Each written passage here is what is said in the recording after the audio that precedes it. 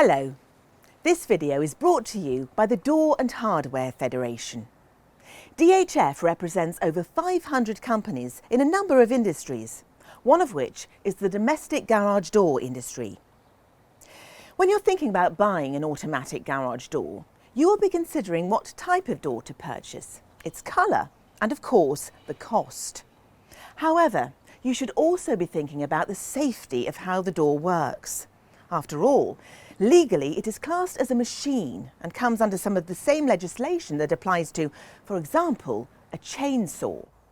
In this video, we are focusing on a roller garage door, like this one. These types of doors are very popular in the UK, and the particular area that we want to look at is what protection the door needs to have to avoid and greatly reduce the risk of it injuring a person when it is being closed. For many years, DHF, the Door and Hardware Federation, has been advising the garage door industry on the interpretation of the standards for garage door safety and the legislation surrounding their use. A key part of the safety message relating to the use of hold to run by remote control has proved to be controversial, with some manufacturers and installers choosing to interpret the requirements in different ways. The first safety system we want to consider is what is called hold to run. As the name suggests, the door operates only when you hold down the correct button on the door control box, which is usually mounted next to the door.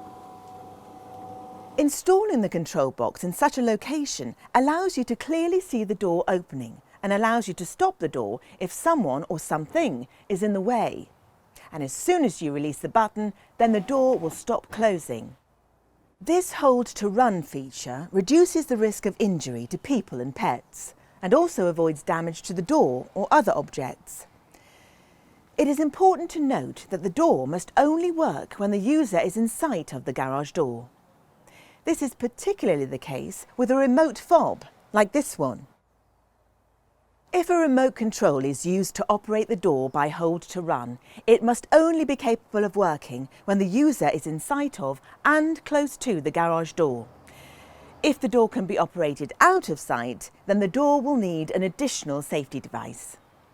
So let's now look at how these additional safety systems work. They basically fall into two categories: contact and non-contact. An example of a contact safety device is a safety edge fitted to the bottom of the door, like this one.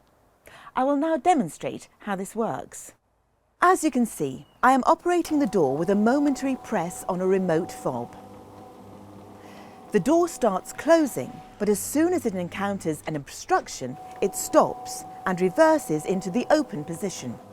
There are other types of contact safety devices. For example, one could be fitted into the door drive system, or sensors could be fitted in the guide rail. As I have mentioned, the additional safety can also be achieved by non-contact devices. An example of this is a light curtain, which is a series of light beams spanning the opening area. These invisible light beams will detect a person or object in the door closing area and stop the door closing even before it comes into contact with any object.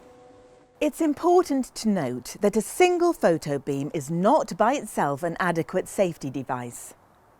This video is mainly concerned with safety aspects when closing the garage door, but there are other safety considerations to look out for. For example, if the garage door is above a certain weight, then it must have a safety system to prevent it falling down should the mechanism fail.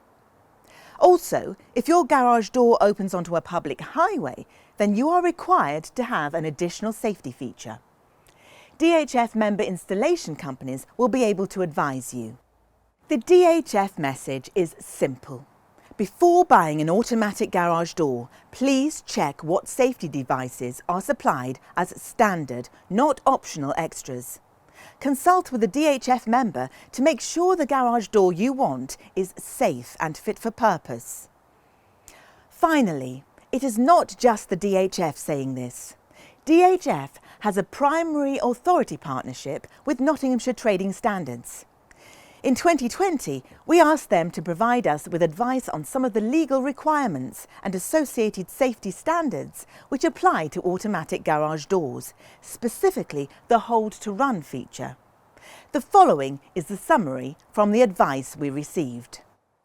Following examination of the legal requirements in relation to power-operated garage doors, it is the view of Nottinghamshire Trading Standards that a door operated by a hold-to-run remote control device capable of being operated without full visibility of the door itself would be in breach of both the Machinery Directive and the Construction Products Regulation, unless an additional method, as provided for in the relevant standards, of ensuring the safety of the product can be demonstrated. This would not include a video or CCTV facility giving the operator view of the door. Thank you for watching this video, brought to you by the Door and Hardware Federation.